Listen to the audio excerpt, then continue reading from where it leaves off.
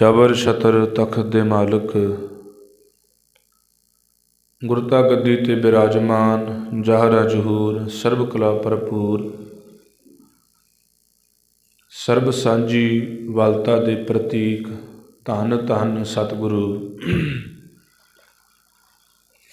ਸ੍ਰੀ ਗੁਰੂ ਗ੍ਰੰਥ ਸਾਹਿਬ ਸੱਚੇ ਪਾਤਸ਼ਾਹ ਜੀ ਦੀ ਪਾਵਨ ਪਵਿੱਤਰ ਹਜ਼ੂਰੀ ਅੰਦਰ ਅੰਮ੍ਰਿਤ ਵੇਲੇ ਦੀਆਂ ਹਾਜ਼ਰੀਆਂ ਭਰ ਰਹੇ ਗੁਰੂ ਪਿਆਰੇ ਮਾਈ ਭਾਈ ਸਤਸੰਗੀ ਜਨੋ, ਵੱਡ ਭਾਗੇ ਹੋ, ਧੰਤਾ ਦੇ ਯੋਗ ਹੋ, ਜੋ ਸਤਿਗੁਰੂ ਸਾਹਿਬ ਜੀ ਦੀ ਰੱਬੀ ਬਾਣੀ ਨੂੰ ਸਰਵਣ ਕਰਕੇ ਗੁਰੂ ਹਰਿ ਸਾਹਿਬ ਮਹਾਰਾਜ ਸਤਵੇਂ ਪਾਤਸ਼ਾਹ ਜੀ ਦੇ ਪ੍ਰਕਾਸ਼ ਦਿਹਾੜੇ ਨੂੰ ਮੁੱਖ ਰੱਖਦਿਆਂ ਹੋਇਆਂ ਰੱਬੀ ਬਾਣੀ ਨੂੰ ਪੜ੍ਹ ਸੁਣ ਕੇ ਗੁਰੂ ਮਹਾਰਾਜ ਜੀਆਂ ਦੇ ਦਰਸ਼ਨ ਦੀਦਾਰ ਕਰਕੇ ਸਮੇਂ ਨੂੰ ਸਫਲ ਕਰਨ ਦਾ ਯਤਨ ਕਰ ਰਹੇ ਹੋ। ਸੋ ਆਓ ਕੁਝ ਕੁ ਸਮੇਂ ਵਾਸਤੇ ਸੰਖੇਪ ਜਿਹੇ ਰੂਪ ਵਿੱਚ ਸਤਵੇਂ ਪਾਤਸ਼ਾਹ ਜੀ ਦੇ ਜੀਵਨ ਸੰਬੰਧੀ ਵਿਚਾਰ ਕਰਨ ਦੀ ਕੋਸ਼ਿਸ਼ ਕਰਦੇ ਹਾਂ। ਵਿਚਾਰ ਦੀ ਰਮਤਾ ਤੋਂ ਪਹਿਲਾਂ ਆਪਸ ਵਿੱਚ ਪਾਈਏ ਫਤਿਹ ਦੀ ਸਾਂਝ। ਪ੍ਰੇਮ ਸਹਿਤ ਆਖੋ ਜੀ ਵਾਹਿਗੁਰੂ ਜੀ ਕਾ ਖਾਲਸਾ, ਵਾਹਿਗੁਰੂ ਜੀ ਕੀ ਫਤਿਹ। ਸਤਵੇਂ ਪਾਤਸ਼ਾਹ ਗੁਰੂ ਹਰਿ ਸਾਹਿਬ ਜੀ ਮਹਾਰਾਜ,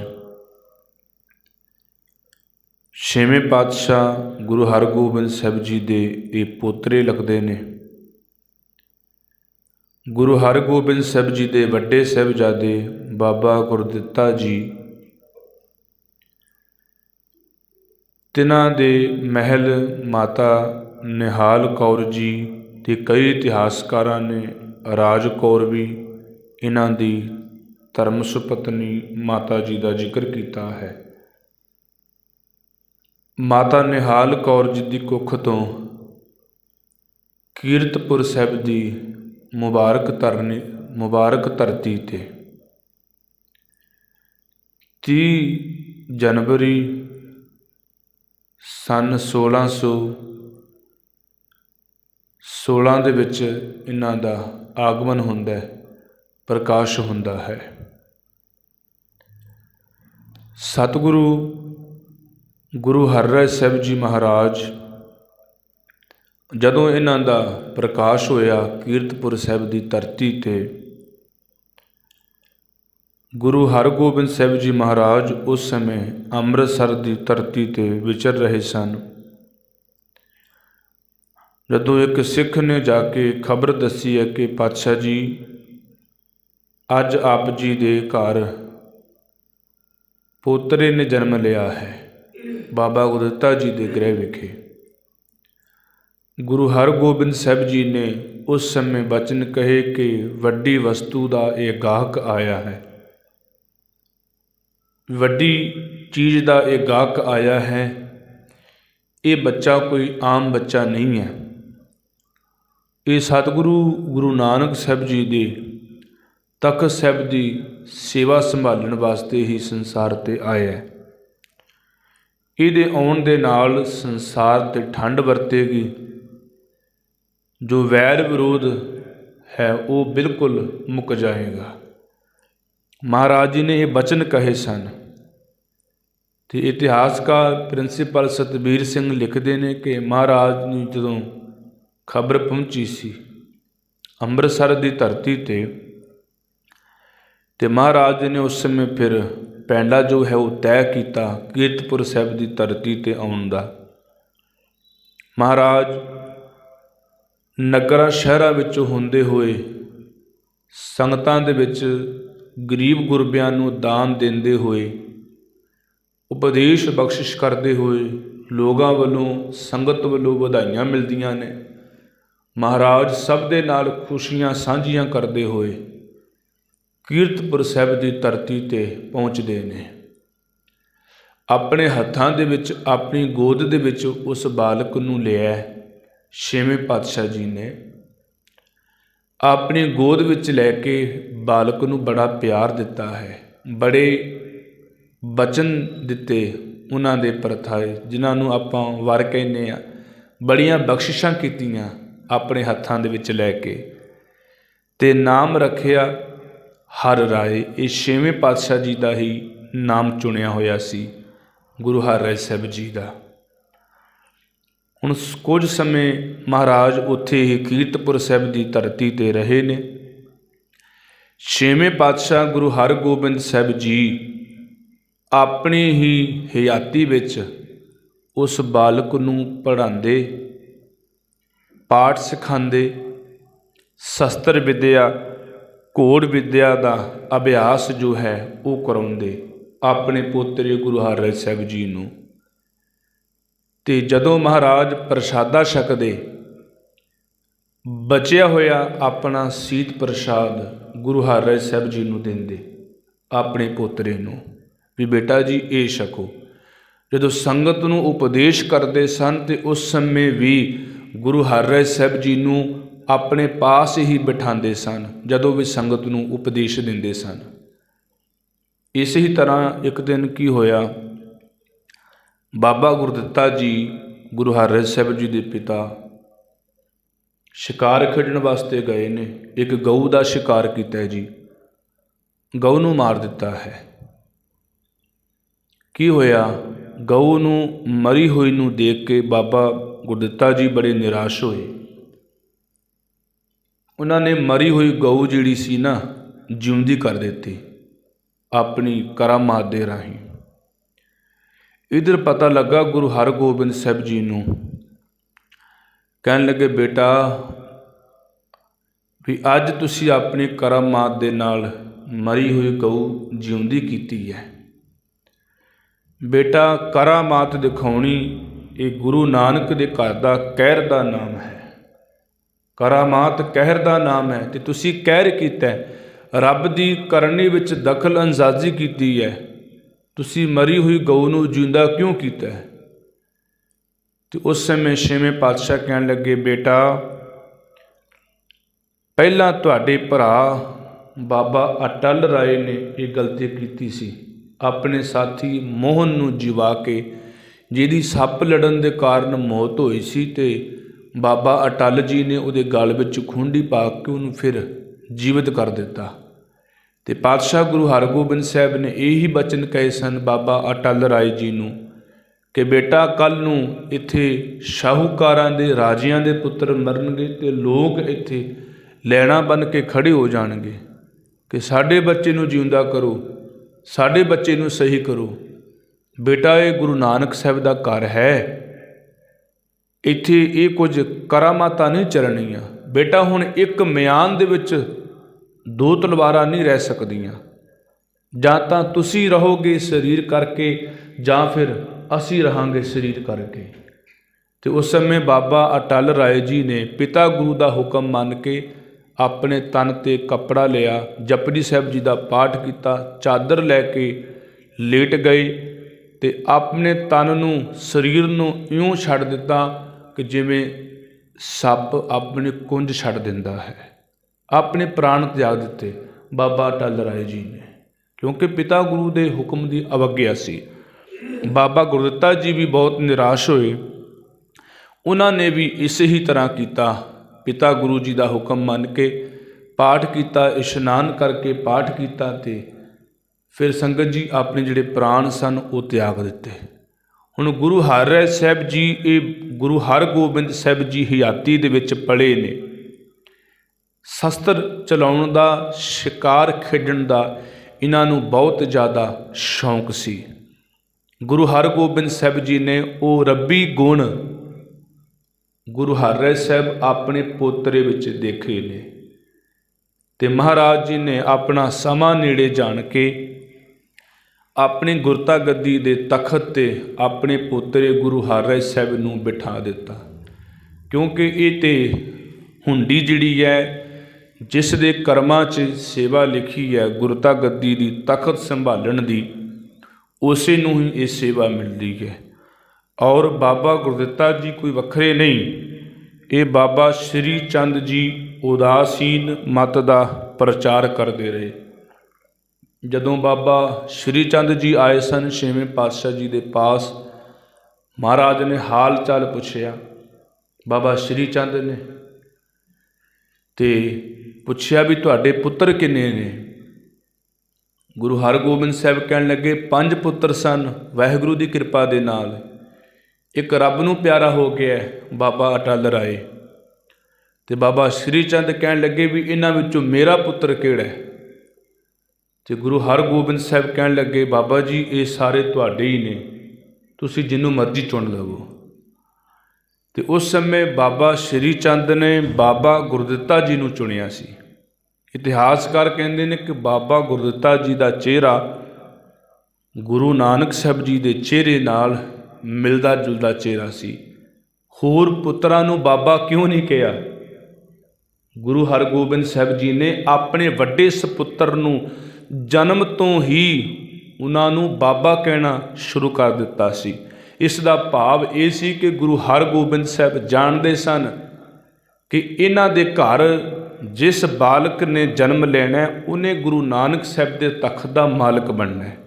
ਗੁਰੂ ਹਰਿਰਾਏ ਸਾਹਿਬ ਜੀ ਨੇ ਹੁਣ ਬਾਬਾ ਗੁਰਦਿੱਤਾ ਜੀ ਨੇ ਸ਼੍ਰੀ ਚੰਦ ਉਦਾਸੀਨ ਮਤ ਦਾ ਪ੍ਰਚਾਰ ਕੀਤਾ। ਜਦੋਂ 62 ਨਗਰ ਵਿਖੇ ਬਾਬਾ ਸ਼੍ਰੀ ਚੰਦ ਨੇ ਆਪਣਾ ਸਰੀਰਕ ਚੋਲਾ ਤਿਆਗਿਆ ਤੇ ਉਦਾਸੀਨ ਮਤ ਦੀ ਜਿਹੜੀ ਜ਼ਿੰਮੇਵਾਰੀ ਸੀ ਜਾਂ ਕਹਿ ਲਓ ਸੇਵਾ ਸੰਭਾਲ ਸੀ ਉਹ ਬਾਬਾ ਗੁਰਦਿੱਤਾ ਜੀ ਨੇ ਸੰਭਾਲੀ। ਤੇ ਉਹਨਾਂ ਨੇ 4 ਧੂਣਿਆਂ ਦੇ ਰਾਹੀਂ ਬਾਲੂ, ਹਸਨਾ, ਗੋਂਦਾ, ਅਲਮਸਤ ਇਹਨਾਂ 4 ਧੂਣਿਆਂ ਰਾਹੀਂ ਸਿੱਖੀ ਦਾ ਪ੍ਰਚਾਰ ਪ੍ਰਸਾਰ ਕੀਤਾ। ਉਦਾਸੀਨ ਮਤ ਨੇ ਜਿਹਨੂੰ ਆਪਾਂ ਨਿਰਮਲ ਸੰਪਰਦਾ ਅੱਜ ਦੇ ਸਮੇਂ ਵਿੱਚ ਕਹਿ ਦਿੰਦੇ ਹਾਂ। ਬਾਬਾ ਗੁਰਦਿੱਤਾ ਜੀ ਆਪਣਾ ਸਰੀਰ ਤਿਆਗ ਗਏ। ਬਾਣੀ ਦੇ ਮੁਤਾਬਕ ਉਹਨਾਂ ਤੋਂ ਬਾਅਦ ਪਾਠ ਦਾ ਭੋਗ ਪਾਇਆ ਗਿਆ, ਜੋ ਵੀ ਉਸ ਸਮੇਂ ਗੁਰੂ ਸਾਹਿਬ ਨੇ ਕਿਰਿਆ ਕੀਤੀ ਹੋਵੇਗੀ। ਅਖੀਰ 6ਵੇਂ ਪਾਤਸ਼ਾਹ ਗੁਰੂ ਹਰਗੋਬਿੰਦ ਸਾਹਿਬ ਜੀ ਨੇ ਆਪਣੇ ਪੁੱਤਰੇ ਬਾਬਾ ਗੁਰਦਿੱਤਾ ਜੀ ਨੂੰ ਤਖਤ 'ਤੇ ਬਿਠਾਇਆ। ਤੇ ਇਤਿਹਾਸਕਾਰ ਦੱਸਦੇ ਨੇ ਕਿ ਚੌਥੀ ਜੰਗ ਜਿਹੜੀ ਮਹਾਰਾਜ ਨੇ ਕਰਤਾਰਪੁਰ ਸਾਹਿਬ ਦੀ ਲੜੀ ਹੈ, ਉਸ ਦੇ ਵਿੱਚ ਬਾਬਾ ਗੁਰਦਿੱਤਾ ਜੀ, ਗੁਰੂ ਤੇਗ ਬਹਾਦਰ ਸਾਹਿਬ ਇਹ ਸਾਰੇ ਜੌਹਰ ਦੇ ਨਾਲ ਲੜੇ ਨੇ ਜੰਗ ਮੈਦਾਨ ਵਿੱਚ। ਤੇ ਗੁਰੂ ਹਰਿਰਾਏ ਸਾਹਿਬ ਜੀ ਨੇ ਉਹ ਜੰਗ ਆਪਣੀਆਂ ਅੱਖਾਂ ਦੇ ਨਾਲ ਡਿੱਠਾ ਹੈ। ਕਰਤਾਰਪੁਰ ਸਾਹਿਬ ਦੀ ਚੌਥੀ ਲੜਾਈ, ਚੌਥਾ ਜੰਗ।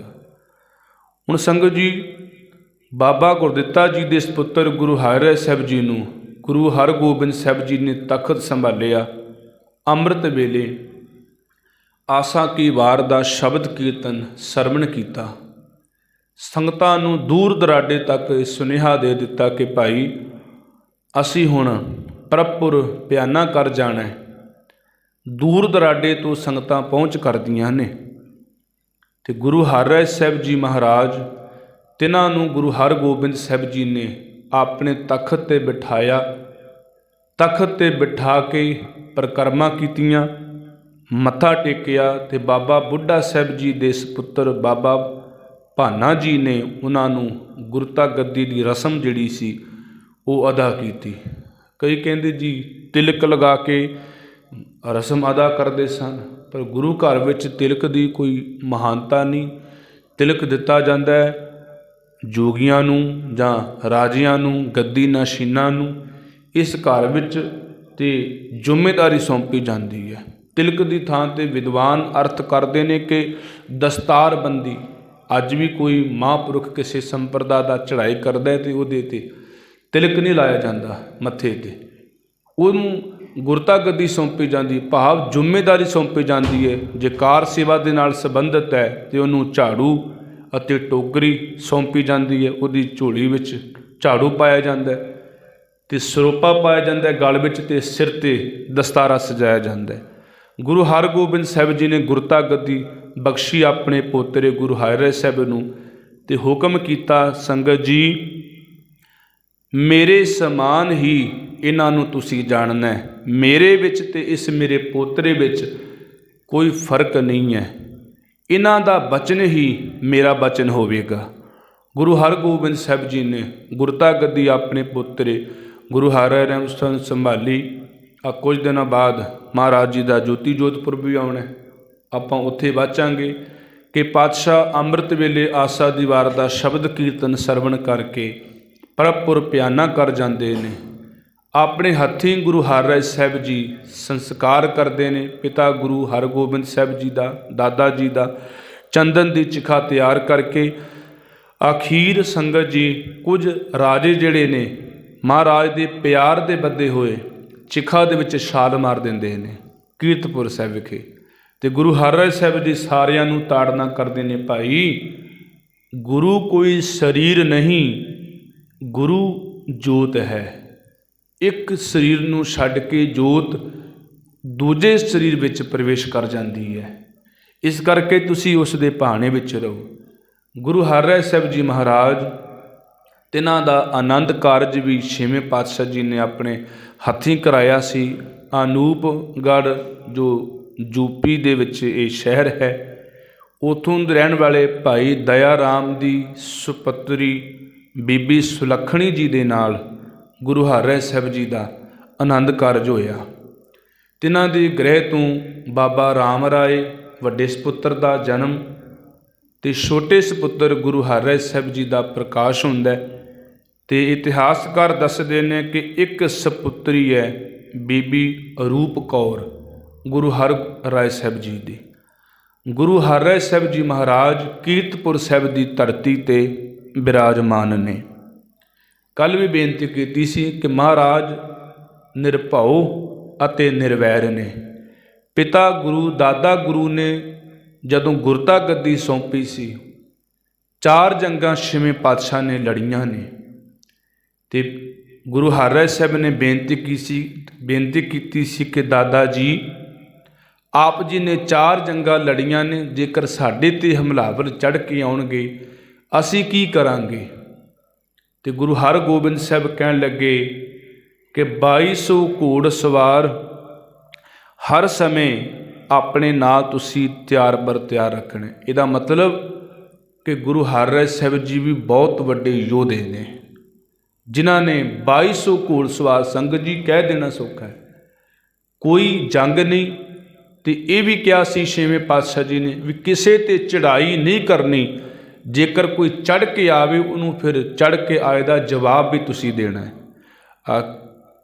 ਫਗਵਾੜੇ ਲਾਗੇ ਪਲਾਹੀ ਪਿੰਡ ਹੈ ਜੀ, ਉੱਥੇ ਆ ਕੇ ਝੜਪ ਹੋਈ ਸੀ ਛੋਟੀ ਜੀ। ਮੁਗਲਸ ਖਾਂ ਦਾ ਪੁੱਤਰ ਹਯਾਤ ਖਾਂ ਉਹ ਥੋੜ੍ਹੀ ਜਿਹੀ ਫੌਜ ਲੈ ਕੇ ਚੜ੍ਹ ਕੇ ਆਇਆ ਸੀ। ਮਹਾਰਾਜ ਅੱਗੇ ਅੱਗੇ ਸਨ ਅਤੇ ਪਿੱਛੇ ਪਿੱਛੇ ਭਾਈ ਗੌਰਾ ਆਪਣੀ ਫੌਜ ਦੇ ਨਾਲ ਆ ਰਿਹਾ ਸੀ। ਭਾਈ ਗੌਰੇ ਨੇ ਉਸ ਹਯਾਤ ਖਾਨ ਨੂੰ ਰਸਤੇ ਵਿੱਚ ਹੀ ਮਾਰ ਦਿੱਤਾ। ਅਤੇ ਛੇਵੇਂ ਪਾਤਸ਼ਾਹ ਜੀ ਗੁਰੂ ਹਰਿਰਾਏ ਸਾਹਿਬ ਜੀ ਨੇ ਬੜਾ ਪਿਆਰ ਬਖਸ਼ਿਆ ਕਿ ਤੁਸੀਂ ਜਾਨ 'ਤੇ ਖੇਡ ਕੇ ਗੁਰੂ ਕੇ ਪਰਿਵਾਰ ਦੀ, ਗੁਰੂ ਕੇ ਬੱਚਿਆਂ ਦੀ ਰਖਵਾਲੀ ਕੀਤੀ ਹੈ। ਤੁਹਾਡੇ 'ਤੇ ਪਰਮਾਤਮਾ ਦੀ ਹਮੇਸ਼ਾ ਖੁਸ਼ੀ ਰਹੇਗੀ।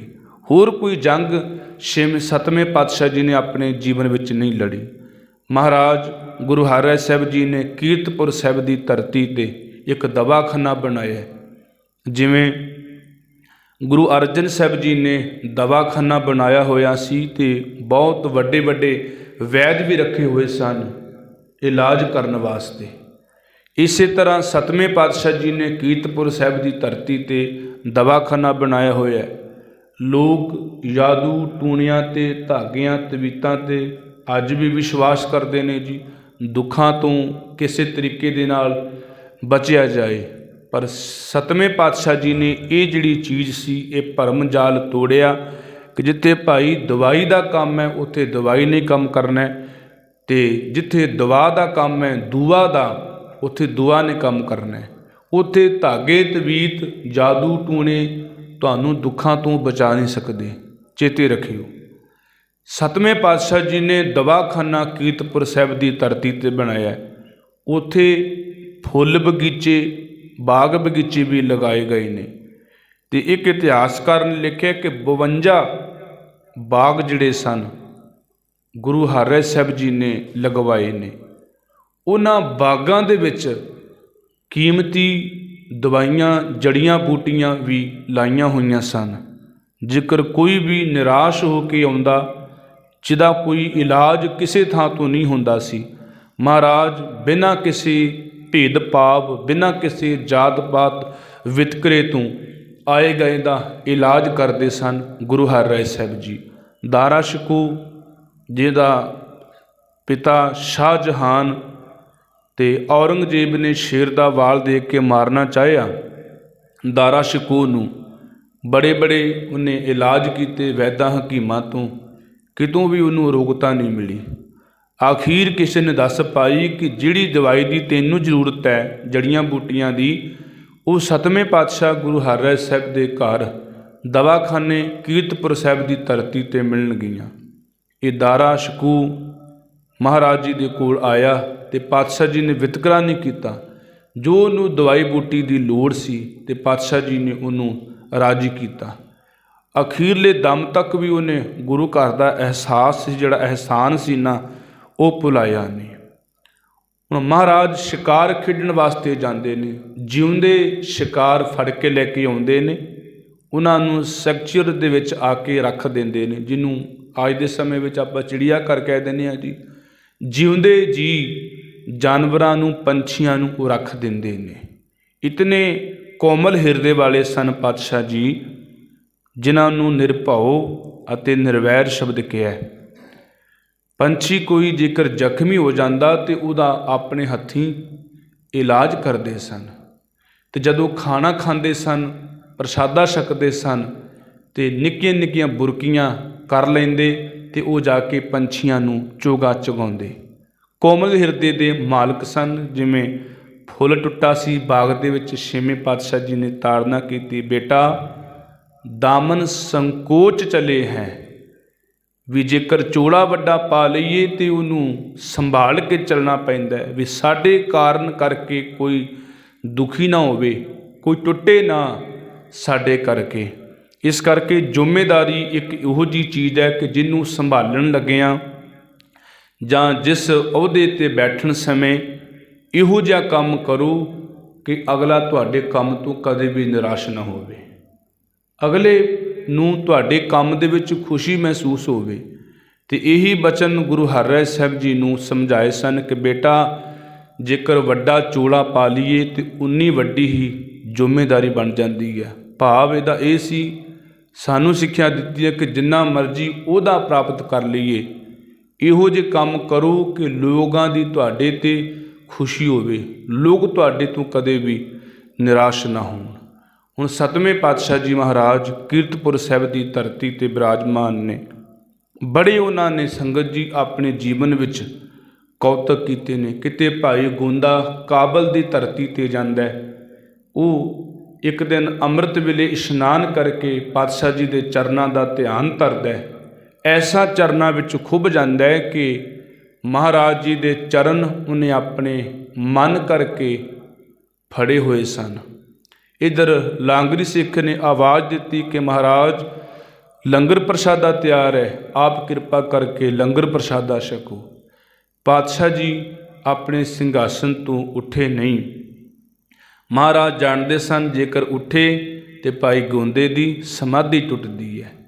ਅਖੀਰ ਇਤਿਹਾਸ ਕਹਿੰਦਾ ਹੈ ਕਿ ਕੁਝ ਘੜੀਆਂ ਬਾਅਦ ਜਦੋਂ ਭਾਈ ਗੋਂਦੇ ਦੀ ਸੁਰਤ ਖੁੱਲ੍ਹੀ ਅਤੇ ਸੰਗਤ ਨੇ ਬੇਨਤੀ ਕੀਤੀ, ਮਹਾਰਾਜ ਉੱਠ ਕੇ ਲੰਗਰ ਵਿੱਚ ਆਏ, ਪ੍ਰਸ਼ਾਦਾ ਛਕਿਆ। ਸੰਗਤ ਨੇ ਆਖਿਆ ਕਿ ਮਹਾਰਾਜ ਅੱਗੇ ਇੱਕ ਵਾਰ ਲਾਂਗਰੀ ਸਿੱਖ ਦੇ ਕਹਿਣ 'ਤੇ ਆਪ ਜੀ ਉੱਠ ਕੇ ਲੰਗਰ ਪ੍ਰਸ਼ਾਦ ਛਕਣ ਆ ਜਾਂਦੇ, ਸੋ ਅੱਜ ਇਤਨੀ ਦੇਰੀ ਕਿਉਂ? ਅਤੇ ਮਹਾਰਾਜ ਕਹਿਣ ਲੱਗੇ ਵੀ ਸੰਗਤ ਜੀ, ਅੱਜ ਸਾਡੇ ਸਿੱਖ ਭਾਈ ਗੋਂਦੇ ਨੇ ਕਾਬੁਲ ਦੀ ਧਰਤੀ 'ਤੇ ਜੋ ਪ੍ਰਚਾਰ ਵਾਸਤੇ ਗਿਆ, ਉਹਨੇ ਮਨ ਕਰਕੇ ਮਨ ਰੂਪੀ ਹੱਥਾਂ ਦੇ ਨਾਲ ਸਾਡੇ ਚਰਨ ਘੁੱਟ ਕੇ ਪਕੜੇ ਹੋਏ ਸਨ, ਜਿਸ ਕਰਕੇ ਸਾਡਾ ਮਨ ਨਹੀਂ ਕੀਤਾ ਕਿ ਉਸ ਦੇ ਹੱਥਾਂ ਤੋਂ ਆਪਣੇ ਚਰਨ ਛੁਡਾ ਸਕੀਏ। ਅਤੇ ਸੰਗਤ ਨੇ ਜੀ ਉਹ ਟਾਈਮ, ਉਹ ਦਿਨ ਨੋਟ ਕੀਤਾ, ਸਮਾਂ ਨੋਟ ਕੀਤਾ ਕਿ ਜਦੋਂ ਭਾਈ ਗੋਂਦਾ ਜੀ ਆਉਣਗੇ ਪ੍ਰਚਾਰ ਤੋਂ ਵਾਪਸ, ਉਹਨਾਂ ਨੂੰ ਇਹ ਪੁੱਛਾਂਗੇ। ਕਈ ਹੁੰਦੇ ਨੇ ਸ਼ੱਕ ਕਰਨ ਵਾਲੇ, ਜਿਨ੍ਹਾਂ ਨੂੰ ਗੁਰੂ ਦੀ ਕੀਤੀ ਹੋਈ ਗੱਲ 'ਤੇ ਵੀ ਕੋਈ ਸ਼ੱਕ ਰਹਿ ਜਾਂਦਾ, ਜਿਹੜੇ ਵਾਰ-ਵਾਰ ਸਵਾਲ ਜਵਾਬ ਕਰਦੇ ਨੇ। ਹੁਣ ਮਹਾਰਾਜ ਜਦੋਂ ਭਾਈ ਗੋਂਦਾ ਜੀ ਵਾਪਸ ਆਏ ਅਤੇ ਸੰਗਤ ਨੇ ਪੁੱਛਿਆ ਕਿ ਤੁਸੀਂ ਫਲਾਣੇ ਦਿਨ ਫਲਾਣੇ ਟਾਈਮ ਕਿੱਥੇ ਸੋ? ਤੇ ਉਸ ਸਮੇਂ ਹੁਕਮ ਕੀਤਾ ਸੀ। ਭਾਈ ਗੋਂਦਾ ਜੀ ਕਹਿਣ ਲੱਗੇ ਵੀ ਉਸ ਦਿਨ ਦਾ ਤੇ ਮੈਨੂੰ ਵੀ ਨਹੀਂ ਸੀ ਪਤਾ ਕਿ ਮੈਂ ਇੰਨਾ ਗੁਰੂ ਦੇ ਚਰਨਾਂ ਵਿੱਚ ਖੁੱਭਿਆ ਹੋਇਆ ਸੀ, ਮੈਂ ਭੁੱਲ ਗਿਆ ਸੀ ਕਿ ਮੈਂ ਕਿੱਥੇ ਬੈਠਾ ਹੋਇਆ। ਸੋ ਗੁਰੂ ਹਰਿਰਾਏ ਸਾਹਿਬ ਜੀ ਮਹਾਰਾਜ ਇਹ ਦਿਲਾਂ ਦੀਆਂ ਜਾਣਨ ਵਾਲੇ ਨੇ। ਭਾਈ ਕਾਲਾ ਆਉਂਦਾ, ਉਹਦਾ ਭਰਾ ਚੜ੍ਹਾਈ ਕਰ ਜਾਂਦਾ, ਉਹਦੇ ਭਤੀਜੇ ਪੇਟ ਤੋਂ ਭੁੱਖੇ ਨੇ ਤੇ ਆਪਣੇ ਪਾਸ ਕੀਰਤਪੁਰ ਸਾਹਿਬ ਲੈ ਕੇ ਆਉਂਦਾ ਤੇ ਮਹਾਰਾਜ ਜੀ ਦੇ ਸਾਹਮਣੇ ਖੜ ਕੇ ਉਹ ਢਿੱਡ 'ਤੇ ਹੱਥ ਮਾਰਦੇ ਨੇ ਤੇ ਸਤਵੇਂ ਪਾਤਸ਼ਾਹ ਪੁੱਛਦੇ ਨੇ, ਭਾਈ ਕਾਲਿਆ ਵੀ ਇਹ ਬੱਚੇ ਕੀ ਕਹਿੰਦੇ ਨੇ, ਢਿੱਡ 'ਤੇ ਹੱਥ ਕਿਉਂ ਮਾਰਦੇ ਨੇ? ਤੇ ਭਾਈ ਕਾਲਾ ਕਹਿਣ ਲੱਗਾ, ਮਹਾਰਾਜ ਵੀ ਇਹ ਮੇਰੇ ਭਤੀਜੇ ਨੇ, ਭਰਾ ਮੇਰਾ ਤੇ ਇਹਨਾਂ ਦੀ ਮਾਂ ਸੰਸਾਰ ਤੋਂ ਚਲੇ ਗਏ ਨੇ, ਇਹ ਪੇਟ ਕਰਕੇ ਭੁੱਖੇ ਨੇ, ਇਹ ਤੁਹਾਡੇ ਕੋਲੋਂ ਰੋਜੀ ਮੰਗਦੇ ਨੇ, ਰੋਟੀ ਮੰਗਦੇ ਨੇ। ਤੇ ਮਹਾਰਾਜ ਨੇ ਹੁਕਮ ਕੀਤਾ, ਜਾ ਭਾਈ ਕਾਲੇ, ਇਹ ਤੇਰੇ ਭਤੀਜੇ ਰਾਜੇ ਹੋਣਗੇ, ਇਹ ਰਾਜੇ ਬਣ ਕੇ ਪ੍ਰਗਟ ਹੋਣਗੇ। ਤੇ ਉਸ ਸਮੇਂ ਘਰ ਗਿਆ ਤੇ ਘਰ ਵਾਲੀ ਨੇ ਬੜਾ ਗਿਲਾ ਸ਼ਿਕਵਾ ਕੀਤਾ ਵੀ ਆਪਣੇ ਭਤੀਜਿਆਂ ਲਈ ਤੇ ਇੰਨੀ ਵੱਡੀ ਦਾਤ ਮੰਗ ਲਈ ਹੈ, ਆਪਣੇ ਪੁੱਤਰਾਂ ਲਈ ਕੀ ਮੰਗਿਆ, ਇਹਨਾਂ ਲਈ ਵੀ ਕੁਝ ਮੰਗ ਲੈਂਦਾ। ਜਦੋਂ ਵਾਪਸ ਫਿਰ ਗਿਆ ਕਿ ਮਹਾਰਾਜ ਘਰ ਵਿੱਚ ਇੱਕ ਕਲੇਸ਼ ਹੋਇਆ, ਨਿਰਾਸ਼ਤਾ ਹੋਈ ਹੈ ਵੀ ਭਤੀਜਿਆਂ ਨੂੰ ਇੰਨਾ ਕੁਛ ਦਵਾ ਦਿੱਤਾ, ਆਪਣੇ ਪੁੱਤਰਾਂ ਲਈ ਕੀ ਮੰਗਿਆ। ਮਹਾਰਾਜ ਕਹਿਣ ਲੱਗੇ, ਜੇਕਰ ਤੇਰੇ ਭਤੀਜੇ ਰਾਜੀ ਹੋਣਗੇ ਨਾ ਤੇ ਆਹ ਤੇਰੇ ਪੁੱਤਰ ਜ਼ਮੀਨਾਂ ਦੇ ਮਾਲਕ ਹੋਣਗੇ, ਇਹ ਚੰਗੀ ਜਾਇਦਾਦ ਚੰਗੀ ਪ੍ਰੋਪਰਟੀ ਦੇ ਮਾਲਕ ਹੋਣਗੇ ਆਉਣ ਵਾਲੇ ਸਮੇਂ ਦੇ ਵਿੱਚ। ਮਹਾਰਾਜ ਨੇ ਬੜੀਆਂ ਬਖਸ਼ਿਸ਼ਾਂ ਕਰਕੇ ਨਿਵਾਜਿਆ। ਉਧਰ ਹੀ ਸੰਗਤ ਜੀ ਔਰੰਗਜ਼ੇਬ ਨੇ ਰਾਜਾ ਮਿਰਜ਼ਾ ਜੈ ਸਿੰਘ ਨੂੰ ਬੇਨਤੀ ਕੀਤੀ ਕਿ ਮੈਂ ਸਤਵੇਂ ਪਾਤਸ਼ਾਹ ਗੁਰੂ ਹਰਿਰਾਏ ਸਾਹਿਬ ਜੀ ਦੇ ਦਰਸ਼ਨ ਕਰਨੇ ਚਾਹੁੰਦਾ, ਮੈਨੂੰ ਉਹ ਦਰਸ਼ਨ ਦੇਣ ਆ ਕੇ।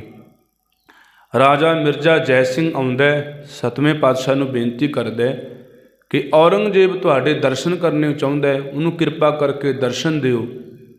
ਤੇ ਸਤਵੇਂ ਪਾਤਸ਼ਾਹ ਕਹਿਣ ਲੱਗੇ ਵੀ ਮੈਂ ਆਪਣੀ ਜਗ੍ਹਾ 'ਤੇ ਨਹੀਂ ਜਾ ਸਕਦਾ, ਉਹਦੇ ਮੱਥੇ ਨਹੀਂ ਅਸੀਂ ਲੱਗਣਾ, ਆਪਣੀ ਜਗ੍ਹਾ 'ਤੇ ਆਪਣੇ ਪੁੱਤਰ ਰਾਮ ਰਾਏ ਨੂੰ ਅਸੀਂ ਭੇਜ ਸਕਦੇ ਹਾਂ, ਇਹ ਜਾ ਸਕਦਾ ਹੈ।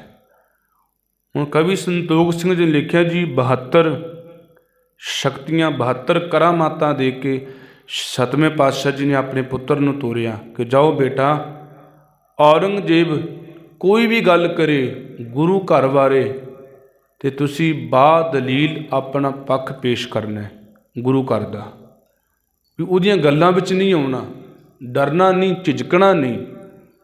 ਹੁਣ ਜਦੋਂ ਸੰਗਤ ਜੀ ਬਾਬਾ ਰਾਮ ਰਾਏ ਜਾਂਦਾ ਵਾ, ਦਿੱਲੀ ਆਉਂਦਾ ਔਰੰਗਜ਼ੇਬ ਦੇ ਕੋਲ, ਤੇ ਕੁਝ ਦਿਨ ਤੇ ਚੰਗਾ ਜੋ ਵੀ ਔਰੰਗਜ਼ੇਬ ਸਵਾਲ ਕਰਦਾ ਤੇ ਝਟਪਟ ਜਵਾਬ ਦੇ ਦਿੰਦੇ ਨੇ ਗੱਲ ਦਾ, ਹਰ ਗੱਲ ਦਾ। ਤੇ ਔਰੰਗਜ਼ੇਬ ਦੇ ਦਰਬਾਰ ਵਿੱਚ ਹਰ ਰੋਜ਼ ਕਿਸੇ ਨਾ ਕਿਸੇ ਕਾਰਨ ਕਿਸੇ ਨੂੰ ਮੌਤ ਦੇ ਘਾਟ ਵੀ ਉਤਾਰਿਆ ਜਾਂਦਾ। ਤੇ ਬਾਬਾ ਰਾਮ ਰਾਏ ਨੇ ਔਰੰਗਜ਼ੇਬ ਨੂੰ ਖੁਸ਼ ਕਰਨ ਵਾਸਤੇ ਕੁਝ ਇਹੋ ਜਿਹੀਆਂ ਗੱਲਾਂ ਕਰ ਦਿੱਤੀਆਂ ਜਿਹਦੇ ਕਾਰਨ ਕਰਕੇ ਔਰੰਗਜ਼ੇਬ ਦਾ ਡਰ ਉਹਦੇ ਮਨ ਵਿੱਚ ਬਣ ਗਿਆ। ਇੱਕ ਦਿਨ ਕਾਜ਼ੀਆਂ ਨੇ ਉਕਸਾਇਆ ਔਰੰਗਜ਼ੇਬ ਨੂੰ, ਕਹਿਣ ਲੱਗੇ ਵੀ ਇਹਨਾਂ ਨੂੰ ਪੁੱਛੋ ਵੀ ਤੁਸੀਂ ਜੋ ਬਾਣੀ ਵਿੱਚ ਬਚਨ ਲਿਖੇ ਨੇ ਕਿ ਮਿੱਟੀ ਮੁਸਲਮਾਨ ਕੀ ਪੇੜੈ ਪਈ ਘੁਮਿਆਰ, ਇਹਦਾ ਭਾਵ ਕੀ ਹੈ, ਇਹਦੇ ਬਾਰੇ ਇਹ ਕਿਉਂ ਲਿਖਿਆ ਗਿਆ। ਹੁਣ ਔਰੰਗਜ਼ੇਬ ਇਹ ਡਰ ਮੰਨ ਗਿਆ, ਵਾਹਿਗੁਰੂ ਰਾਮ ਰਾਏ ਡਰ ਮੰਨ ਗਿਆ ਔਰੰਗਜ਼ੇਬ ਦਾ। ਇਹਨੇ ਕਹਿ ਦਿੱਤਾ ਵੀ ਇੱਥੇ ਲਿਖਾਰੀ ਦੀ ਗਲਤੀ ਕਾਰਨ ਮਿੱਟੀ ਮੁਸਲਮਾਨ ਕੀ ਨਹੀਂ, ਮਿੱਟੀ ਬੇਈਮਾਨ ਕੀ ਸ਼ਬਦ ਹੈ।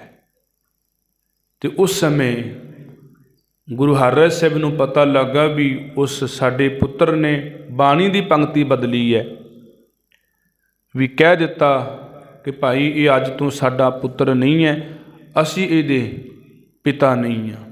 ਜਦੋਂ ਰਾਮ ਰਾਏ ਵਾਪਸ ਆਉਂਦਾ ਤੇ ਮਹਾਰਾਜ ਆਪਣਾ ਮੁੱਖ ਘੁਮਾ ਲੈਂਦੇ ਨੇ, ਕਹਿਣ ਲੱਗੇ ਵੀ ਜਿੱਧਰ ਨੂੰ ਤੇਰਾ ਮੂੰਹ ਹੈ ਉਧਰ ਨੂੰ ਹੀ ਚਲਿਆ ਜਾ, ਅੱਜ ਤੋਂ ਬਾਅਦ ਕਦੇ ਵੀ ਤੂੰ ਸਾਡੇ ਮੱਥੇ ਨਾ ਲੱਗੀ। ਵੀ ਤੂੰ ਉਸ ਤੁਰਕ ਨੂੰ ਖੁਸ਼ ਕਰਨ ਵਾਸਤੇ ਗੁਰੂ ਨਾਨਕ ਸਾਹਿਬ ਦੀ ਬਾਣੀ ਨੂੰ ਬਦਲਿਆ। ਅੱਜ ਸਾਡੇ ਵਾਲੇ ਵੀ ਜਿੱਥੇ ਕਿੱਥੇ ਵੇਖਿਆ ਬਾਣੀ ਦੀ ਪੰਕਤੀ ਬੋਲ ਦਿੱਤੀ, ਆਪ ਸੱਚੇ ਹੋਣ ਵਾਸਤੇ ਅਸੀਂ ਬਾਣੀ ਦਾ ਆਸਰਾ ਕਈ ਵਾਰ ਲੈ ਲੈਂਦੇ ਹਾਂ ਵੀ ਜਿਵੇਂ ਆਇਆ ਉਵੇਂ ਕਹਿ ਦਿੱਤੀ ਵੀ ਇਹ ਇਸ ਤਰ੍ਹਾਂ ਹੈ, ਪਰ ਐਸਾ ਨਹੀਂ ਹੈ। ਅੱਜ ਲੀਡਰ ਵੀ ਦੇਖ ਲਓ ਤੁਸੀਂ ਕੀ ਕੁਝ ਕਰ ਜਾਂਦੇ ਨੇ, ਧਰਮ ਨੂੰ ਇੱਕ ਥਾਂ 'ਤੇ ਸਿੱਕੇ ਟੰਗ ਦਿੰਦੇ ਨੇ ਆਪਣਾ ਕੰਮ ਵਸੂਲਣ ਵਾਸਤੇ ਵੀ। ਆ ਪਿੱਛੇ ਜੀ ਇੱਕ ਪੰਜਾਬ ਦਾ ਵਾ, ਨਾਮ ਨਹੀਂ ਕਿਸੇ ਦਾ, ਉਹਨੇ ਇਹ ਗੱਲ ਕਹੀ ਸੀ ਕਿ ਜਿਹੜਾ ਸ਼ਬਦ ਗੁਰੂ ਅਰਜਨ ਸਾਹਿਬ ਜੀ ਦਾ ਆਉਂਦਾ ਕਿ ਜਾਂ ਤੂੰ ਮੇਰੇ ਵੱਲ ਹੈ ਤਾਂ ਕਿਆ ਮੋਸ਼ਨ ਦਾ, ਉਹਨੇ ਇਹ ਗੱਲ ਜੋੜੀ ਸੀ ਅਰਜੁਨ ਅਤੇ ਕ੍ਰਿਸ਼ਨ ਦੇ ਨਾਲ ਵੀ।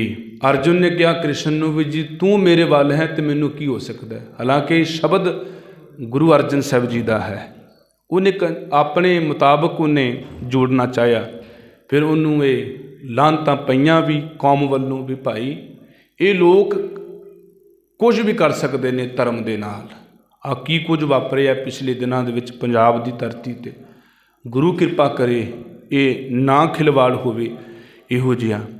ਬਾਬਾ ਰਾਮ ਰਾਏ ਨੇ ਜਦੋਂ ਬਾਣੀ ਦੀ ਤੁਕ ਬਦਲੀ ਤੇ ਮਹਾਰਾਜ ਨੇ ਕਿਹਾ ਵੀ ਅਸੀਂ ਤੇਰੇ ਅੱਜ ਤੋਂ ਕੁਝ ਨਹੀਂ ਲੱਗਦੇ, ਔਰ ਜਿਹੜਾ ਤੈਨੂੰ ਮੱਥੇ ਲਾਵੇਗਾ ਉਹ ਸਾਡਾ ਸਿੱਖ ਨਹੀਂ ਹੋਵੇਗਾ। ਔਰੰਗਜ਼ੇਬ ਦੇ ਫਿਰ ਪਾਸ ਇਹ ਆਇਆ ਰਾਮ ਰਾਏ। ਫਿਰ ਦੂਨ ਦਾ ਇਲਾਕਾ ਜਿਹਨੂੰ ਅੱਜ ਕੱਲ੍ਹ ਦੇਹਰਾਦੂਨ ਕਹਿੰਦੇ ਆ, ਉਹ ਇਲਾਕਾ ਜਿਹੜਾ ਸੀ ਰਾਮ ਰਾਏ ਨੂੰ ਦੇ ਦਿੱਤਾ। ਸਤਵੇਂ ਪਾਤਸ਼ਾਹ ਜਿਨ੍ਹਾਂ ਨੇ ਬਾਣੀ ਤੇ ਧੁਰ ਕੀ ਬਾਣੀ ਨਹੀਂ ਉਚਾਰਨ ਕੀਤੀ ਉਹਨਾਂ ਨੇ, ਪਰ ਬਾਣੀ ਦਾ ਅਦਬ ਸਤਿਕਾਰ ਬੜਾ ਕੀਤਾ ਹੈ। ਜਿਵੇਂ ਗੁਰੂ ਅਰਜਨ ਸਾਹਿਬ ਮਹਾਰਾਜ ਆਪਣੇ ਤੋਂ ਉੱਚਾ ਸਿੰਘਾਸਨ ਲਗਾ ਕੇ ਗੁਰੂ ਗ੍ਰੰਥ ਸਾਹਿਬ ਜੀ ਦਾ ਬਿਰਾਜਮਾਨ ਕਰਦੇ ਤੇ ਆਪ ਸਿੰਘਾਸਨ ਦੇ ਥੱਲੇ ਮਹਾਰਾਜ ਬਿਰਾਜਦੇ ਸਨ ਜ਼ਮੀਨ 'ਤੇ। ਛੇਵੇਂ ਪਾਤਸ਼ਾਹ ਜੀ ਜਪਜੀ ਸਾਹਿਬ ਜੀ ਦਾ ਪਾਠ ਸੁਣਿਆ, ਭਾਈ ਗੋਪਾਲੇ ਦੇ ਪਾਸੋਂ ਸਭ ਤੋਂ ਉੱਚਾ ਸਿੰਘਾਸਨ ਲਾਇਆ ਤੇ ਆਪ ਥੱਲੇ ਬੈਠੇ ਨੇ। ਇਸੇ ਤਰ੍ਹਾਂ ਸੱਤਵੇਂ ਪਾਤਸ਼ਾਹ ਜੀ ਨੇ ਬਾਣੀ ਦਾ ਸਤਿਕਾਰ ਬੜਾ ਕੀਤਾ ਵਾ। ਰਾਤ ਵੀ ਬੇਨਤੀ ਕੀਤੀ ਸੀ ਕਿ ਇੱਕ ਦਿਨ ਸੰਗਤ ਜਿਹੜੀ ਸੀ ਜੋਟੀਆਂ ਦੇ ਵਿੱਚ ਸ਼ਬਦ ਪੜ੍ਹਦੇ ਆ ਰਹੇ ਸਨ ਤੇ ਸੰਗਤ ਜਦੋਂ ਨੇੜੇ ਪਹੁੰਚੀ ਹੈ, ਮਹਾਰਾਜ ਦਿਨ ਦੇ ਸਮੇਂ ਵਿਸ਼ਰਾਮ ਪਏ ਕਰਦੇ ਹਨ ਸਿੰਘਾਸਨ 'ਤੇ। ਇਹ ਮਹਾਰਾਜ ਦਾ ਨੇਮ ਸੀ ਕਿ ਲੰਗਰ ਪ੍ਰਸ਼ਾਦ ਛਕ ਕੇ ਥੋੜ੍ਹਾ ਸਮਾਂ ਵਿਸ਼ਰਾਮ ਕਰਦੇ। ਵਿਸ਼ਰਾਮ ਕਰਨ ਤੋਂ ਬਾਅਦ ਫਿਰ ਮਹਾਰਾਜ ਸ਼ਿਕਾਰ ਖੇਡਣ ਵਾਸਤੇ ਜਾਂਦੇ। ਸ਼ਿਕਾਰ ਖੇਡ ਕੇ ਵਾਪਸ ਫਿਰ ਆ ਕੇ ਗੁਰ ਇਤਿਹਾਸ ਦੀ ਸ਼ਾਮ ਦੇ ਸਮੇਂ ਕਥਾ ਕਰਦੇ, ਫਿਰ ਸੋਦਰ ਦਾ ਪਾਠ ਕਰਦੇ, ਆਰਤੀ ਗਾਉਂਦੇ, ਸੰਗਤ ਨੂੰ ਸ਼ਬਦ ਬੁਲਾਉਂਦੇ ਸਨ। ਅੱਗੇ ਅੱਗੇ ਆਪ ਤੇ ਪਿੱਛੇ ਪਿੱਛੇ ਸੰਗਤ ਨੂੰ ਬੁਲਾਉਂਦੇ ਸਨ। ਸਤਵੇਂ ਪਾਤਸ਼ਾਹ ਗੁਰੂ ਹਰਿਰਾਏ ਸਾਹਿਬ ਜੀ। ਹੁਣ ਜਦੋਂ ਸੰਗਤ ਬਾਣੀ ਪੜ੍ਹਦੀ ਨੇੜੇ ਆਈ ਤੇ ਬਾਣੀ ਦੀ ਆਵਾਜ਼ ਕੰਨਾਂ ਵਿੱਚ ਜਦੋਂ ਪਈ ਨਾ ਮਹਾਰਾਜ ਦੇ, ਇੱਕੋ ਦਮ ਫੁਰਤੀ ਦੇ ਨਾਲ ਉੱਠੇ ਤੇ ਸੰਗਤ ਜੀ ਮਹਾਰਾਜ ਦੇ ਗੋਡੇ 'ਤੇ ਚੋਟ ਲੱਗ ਗਈ ਜਿਸ ਪਲੰਘੇ 'ਤੇ ਬਿਰਾਜਮਾਨ ਸਨ। ਸੰਗਤ ਨੇ ਆ ਕੇ ਉਹ ਸੱਟ ਦੇਖੀ ਤੇ ਬੇਨਤੀ ਕੀਤੀ ਕਿ ਮਹਾਰਾਜ ਇਹ ਚੋਟ ਕੈਸੀ। ਪਾਤਸ਼ਾਹ ਕਹਿਣ ਲੱਗੇ ਸੰਗਤ ਜੀ ਜਿਸ ਸਮੇਂ ਆਪ ਜੀ ਬਾਣੀ ਪੜ੍ਹਦੇ ਆ ਰਹੇ ਸੋ ਉਸ ਸਮੇਂ ਸਾਡੇ ਇਹ ਚੋਟ ਲੱਗੀ ਹੈ। ਤੇ ਸੰਗਤ ਕਹਿਣ ਲੱਗੀ ਮਹਾਰਾਜ ਬਾਣੀ ਵੀ ਆਪ ਜੀ ਦੀ ਹੈ, ਆਪ ਹੀ ਬਾਣੀ ਦਾ ਰੂਪ ਹੋ, ਸਹਿਜ ਸੁਭਾਅ ਉੱਠ ਜਾਂਦੇ। ਤੇ ਪਾਤਸ਼ਾਹ ਕਹਿਣ ਲੱਗੇ ਗੁਰੂ ਹਰਿਰਾਏ ਸਾਹਿਬ ਸੰਗਤ ਜੀ ਇਹ ਬਾਣੀ ਧੁਰ ਕੀ ਹੈ, ਇਹ ਬਾਣੀ ਖਸਮ ਕੀ ਹੈ। ਜੇਕਰ ਅਸੀਂ ਇਸ ਬਾਣੀ ਦਾ ਸਤਿਕਾਰ ਨਹੀਂ ਕਰਾਂਗੇ ਤੇ ਸਾਡੇ ਸਿੱਖ ਕਿਵੇਂ ਬਾਣੀ ਦਾ ਅਦਬ ਸਤਿਕਾਰ ਕਰਨਗੇ।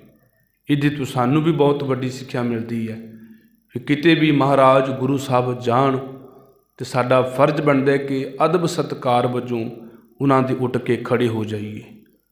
ਜਿਵੇਂ ਹੁਣ ਦੀਵਾਨ ਚੱਲ ਰਿਹਾ ਹੈ, ਜਿਵੇਂ ਗੁਰੂ ਸਾਹਿਬ ਬਾਹਰੋਂ ਆਉਣ ਤੇ ਸਾਡਾ ਸਾਰਿਆਂ ਦਾ ਫਰਜ਼ ਬਣਦਾ ਕਿ ਅਸੀਂ ਉਹਨਾਂ ਦੇ ਸਤਿਕਾਰ ਵਜੋਂ ਉੱਠ ਕੇ ਖੜੇ ਹੋ ਜਾਈਏ। ਦੀਵਾਨ ਉਸੇ ਤਰ੍ਹਾਂ ਚੱਲਦਾ ਰਹੇ, ਦੀਵਾਨ ਬੰਦ ਨਾ ਹੋਵੇ, ਪਰ ਸੰਗਤ ਦਾ ਫਰਜ਼ ਬਣਦਾ ਵਾ ਜੇਕਰ ਮਹਾਰਾਜ ਜੀ ਆਏ ਨੇ ਤੇ ਸਾਡਾ ਸਾਰਿਆਂ ਦਾ ਫਰਜ਼ ਬਣਦਾ ਉੱਠ ਕੇ ਖੜੇ ਹੋ ਜਾਈਏ, ਸਾਵਧਾਨ ਹੋ ਜਾਈਏ। ਸੋ ਉਸ ਸਮੇਂ ਸੰਗਤ ਜੀ ਮਹਾਰਾਜ ਨੇ ਇਹ ਵੀ ਬਚਨ ਕਹੇ ਸਨ ਕਿ ਜਿਨ ਪੈ ਅਦਬ ਨਾ ਬਾਣੀ ਧਾਰਾ ਜਾਨੋ ਸੋ ਸਿੱਖ ਨਹੀਂ ਹਮਾਰਾ। ਜਿਹੜਾ ਬਾਣੀ ਦਾ ਅਦਬ ਨਹੀਂ ਕਰਦਾ, ਸਤਿਕਾਰ ਨਹੀਂ ਕਰਦਾ, ਉਹ ਸਾਡਾ ਸਿੱਖ ਨਹੀਂ ਹੈ। ਸਤਵੇਂ ਪਾਤਸ਼ਾਹ ਜੀ ਦੇ ਜੀਵਨ ਵਿੱਚੋਂ ਸਾਨੂੰ ਬਾਣੀ ਦਾ ਸਤਿਕਾਰ ਕਰਨਾ ਮਹਾਰਾਜ ਨੇ ਸਿਖਾਇਆ। ਕੀਰਤਪੁਰ ਸਾਹਿਬ ਦੀ ਧਰਤੀ 'ਤੇ ਬਿਰਾਜਮਾਨ ਨੇ ਤੇ ਸੰਗਤ ਜੀ ਉਸ ਸਮੇਂ ਲਾਗਲੇ ਇਲਾਕੇ ਵਿੱਚ ਕਾਲ ਪੈ ਗਿਆ। ਕਾਲ ਕਹਿੰਦੇ ਮੀਂਹ ਪੈ ਗਿਆ, ਜਿਸ ਕਾਰਨ ਕਰਕੇ ਕੋਈ ਫਸਲ ਨਹੀਂ ਹੋਈ। ਤੇ ਪਾਤਸ਼ਾਹ ਜੀ ਨੇ ਫਿਰ ਜੋ ਵੀ ਗੁਰੂ ਘਰ ਦੇ ਵਿੱਚ ਖਜ਼ਾਨਾ ਸੀ ਉਹ ਸੰਗਤਾਂ ਦੇ ਤਾਈਂ ਸਪੁਰਦ ਕੀਤਾ ਵੀ ਸੰਗਤਾਂ ਇਹ ਲੰਗਰ ਪ੍ਰਸ਼ਾਦ ਦਾ ਛਕ ਸਕਣ। ਇੱਕ ਮਾਈ ਗਰੀਬੜੀ ਜੀ ਜੋ ਹਰ ਰੋਜ਼ ਯਾਦ ਕਰਦੀ ਸੀ ਮਹਾਰਾਜ ਨੂੰ ਕਿ ਮਹਾਰਾਜ ਮੈਂ ਗਰੀਬ ਹਾਂ, ਤੁਸੀਂ ਮੇਰੇ ਘਰ ਕਿੱਥੇ ਆਉਣਾ ਲੰਗਰ ਪ੍ਰਸ਼ਾਦਾ ਛਕਣ ਵਾਸਤੇ। ਆਪ ਜੀ ਉੱਚਿਆਂ ਘਰਾਂ ਦੇ ਵਿੱਚ ਜਾਂਦੇ ਹੋ ਜਿੱਥੇ ਆਪ ਜੀ ਨੂੰ ਵਧੀਆ ਮਿਸ਼ਟਾਤ ਪਕਵਾਨ ਮਿਲਦੇ ਨੇ ਤਰ੍ਹਾਂ ਤਰ੍ਹਾਂ ਦੇ। ਮਹਾਰਾਜ ਦਿਲਾਂ ਦੀਆਂ ਜਾਣਨ ਵਾਲੇ ਪਾਤਸ਼ਾਹ ਘੋੜੇ 'ਤੇ ਸਵਾਰ ਹੋਏ, ਬਿਨਾਂ ਦੱਸੇ ਤੋਂ ਹੀ ਸਿੱਖ ਪਿੱਛੇ ਪਿੱਛੇ ਨੇ ਉਸ ਮਾਈ ਦੇ ਘਰ ਆਏ ਜੋ ਮਾਈ ਚੁੱਲ੍ਹੇ 'ਤੇ ਬੈਠ ਕੇ ਪ੍ਰਸ਼ਾਦੇ ਪਕਾ ਰਹੀ ਸੀ। ਪਾਤਸ਼ਾਹ ਜੀ ਪ੍ਰਸ਼ਾਦਾ ਛਕਣ ਲੱਗੇ ਨੇ ਤੇ ਉਸ ਸਮੇਂ ਮਾਈ ਗਦਗਦ ਹੋਈ, ਨਿਹਾਲ ਹੋਈ ਕਿ ਮਹਾਰਾਜ ਤਾਂ ਮੇਰੇ ਦਿਲ ਦੀਆਂ ਜਾਣਨ ਵਾਲੇ ਨੇ, ਇਹ ਪਾਤਸ਼ਾਹ ਨੇ। ਇਤਨੀ ਮਾਈ ਬਿਸਮਾਦ ਵਿੱਚ ਚਲੀ ਗਈ, ਪ੍ਰੇਮ ਦੇ ਵਿੱਚ ਭਿੱਜ ਗਈ। ਕਹਿਣਾ ਤੇ ਇਹ ਸੀ ਕਿ ਮੈਂ ਪਾਪੀ ਤੂੰ ਬਖਸ਼ਣਹਾਰ, ਕਹਿਣ ਲੱਗੀ ਤੂੰ ਪਾਪੀ ਮੈਂ ਬਖਸ਼ਣਹਾਰ, ਤੂੰ ਪਾਪੀ ਮੈਂ ਬਖਸ਼ਣਹਾਰ। ਇਤਨੀ ਮਸਤ ਹੋਈ ਕਹਿਣ ਵਿੱਚ, ਲਾਗਲੇ ਸਿੱਖ ਨੇ ਹਲੂੰਦਰਿਆ ਵੀ, ਹਿਲਾਇਆ ਵੀ, ਮਾਈ ਇਹ ਕੀ ਬੋਲੀ ਜਾ ਰਹੀ ਹੈ। ਪਾਤਸ਼ਾਹ ਕਹਿਣ ਲੱਗੇ ਇਹਨੂੰ ਬੋਲ ਲੈਣ ਦੇ, ਇਹਦਾ ਉਲਟ ਬੋਲਿਆ ਹੋਇਆ ਵੀ ਮੈਨੂੰ ਸਹੀ ਜਾਪਦਾ ਹੈ। ਤੇ ਉਸ ਸਮੇਂ ਗੁਰੂ ਰਾਮਦਾਸ ਸਾਹਿਬ ਜੀ ਦੇ ਬਚਨ ਇੱਥੇ ਢੁਕਦੇ ਨੇ ਕਿ ਜਿਨ ਅੰਤਰ ਹਰ ਹਰ ਪ੍ਰੀਤ ਹੈ ਤੇ ਦਿਨ ਸੁਗੜ ਸਿਆਣੇ ਰਾਮ ਰਾਜੇ, ਜੇ ਬਾਹਰੋਂ ਭੁੱਲ ਚੁੱਕ ਬੋਲਦੇ ਪੀ ਖਰੇ ਹਰ ਭਾਣੇ। ਅੰਦਰੋਂ ਤਾਂ ਉਹ ਖਰੇ ਨੇ ਜਿਹੜੇ ਬਾਹਰੋਂ ਭੁੱਲਾਂ ਚੁੱਕਾਂ ਕਰਦੇ ਨੇ, ਅੰਦਰੋਂ ਤਾਂ ਉਹ ਬਿਲਕੁਲ ਸਹੀ ਨੇ ਨਾ। ਤੇ ਉਸ ਸਮੇਂ ਸੰਗਤ ਜੀ ਮਹਾਰਾਜ ਜੀ ਉਸ ਮਾਈ ਨੂੰ ਨਿਹਾਲ ਕਰਕੇ ਫਿਰ ਕੀਰਤਪੁਰ ਸਾਹਿਬ ਦੀ ਧਰਤੀ 'ਤੇ ਆਉਂਦੇ ਨੇ। ਸਤਿਗੁਰੂ ਸਾਹਿਬ ਜੀ ਨੇ 11 ਸਾਲ ਗੁਰਤਾ ਗੱਦੀ 'ਤੇ ਮਹਾਰਾਜ ਬਿਰਾਜਮਾਨ ਰਹੇ ਨੇ। ਆਪਣੇ ਵੱਡੇ ਸਪੁੱਤਰ ਬਾਬਾ ਗੁਰਦਿੱਤਾ ਜੀ ਨੂੰ, ਆਪਣੇ ਵੱਡੇ ਸਪੁੱਤਰ ਬਾਬਾ ਰਾਮ ਰਾਏ ਨੂੰ ਪਹਿਲਾਂ ਹੀ ਨਕਾਰ ਦਿੱਤਾ ਸੀ ਮਹਾਰਾਜ ਨੇ। ਫਿਰ ਆਪਣੀ ਜਗ੍ਹਾ 'ਤੇ ਆਪਣੇ ਛੋਟੇ ਸਪੁੱਤਰ ਗੁਰੂ ਹਰਿਕ੍ਰਿਸ਼ਨ ਸਾਹਿਬ ਜੀ ਨੂੰ ਗੁਰਤਾ ਗੱਦੀ ਦੇ ਕੇ ਉਹਨਾਂ ਨੂੰ ਤਖਤ ਦਾ ਮਾਲਕ ਬਣਾਉਂਦੇ ਨੇ। ਸੋ ਇਤਨੀਆਂ ਕੁ ਬੇਨਤੀਆਂ ਪ੍ਰਵਾਨ ਕਰਨੀਆਂ, ਕੋਸ਼ਿਸ਼ ਕਰਾਂਗੇ ਥੋੜ੍ਹਾ ਥੋੜ੍ਹਾ ਇਤਿਹਾਸ ਸਤਿਗੁਰੂ ਸਾਹਿਬ ਜੀ ਦਾ ਰੋਜ਼ਾਨਾ ਆਪਾਂ ਵਾਚਾਂਗੇ। ਸਤਿਗੁਰੂ ਗੁਰੂ ਹਰਿਰਾਏ ਸਾਹਿਬ ਜੀ ਦੇ ਪ੍ਰਕਾਸ਼ ਦਿਹਾੜੇ ਦੀਆਂ ਆਪ ਸਾਰੀਆਂ ਸੰਗਤਾਂ ਨੂੰ ਲੱਖ ਲੱਖ ਵਧਾਈਆਂ ਹੋਵਣ ਜੀ। ਸਤਿਗੁਰੂ ਗੁਰੂ ਗ੍ਰੰਥ ਸਾਹਿਬ ਜੀ ਮਹਾਰਾਜ ਅਤੇ ਗੁਰੂ ਕੀ ਸੰਗਤ ਬਖਸ਼ਣਯੋਗ ਹੈ। ਆਪ ਸਾਰੀਆਂ ਸੰਗਤਾਂ ਦਾ ਧੰਨਵਾਦ ਹੈ। ਜੀ ਆਇਆਂ ਨੂੰ ਆਖਿਆ ਜਾਂਦਾ ਹੈ। ਫਤਿਹ ਪ੍ਰਵਾਨ ਕਰੋ। ਆਖੋ ਜੀ ਵਾਹਿਗੁਰੂ ਜੀ ਕਾ ਖਾਲਸਾ, ਵਾਹਿਗੁਰੂ ਜੀ ਕੀ ਫਤਿਹ।